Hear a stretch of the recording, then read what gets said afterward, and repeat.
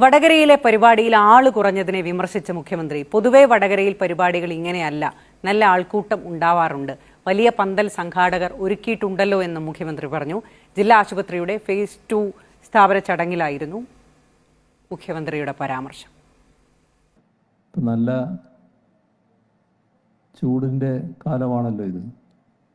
ഇതിൻ്റെ സംഘാടകർ വലിയ പന്തൽ തയ്യാറാക്കിയെങ്കിലും വല്ലാതെ തിങ്ങിയിരിക്കണ്ട എന്നൊരു തോന്നൽ അവർക്കുണ്ടായിരുന്നു തോന്നുന്നുണ്ട്. അതുകൊണ്ട് ഇടപെട്ടിരിക്കാൻ നിങ്ങൾക്ക് നല്ല സൗകര്യം കിട്ടിയിട്ടുണ്ട്. അത് ഏതായാലും നന്നായി എന്നാണ് തോന്നുന്നത്.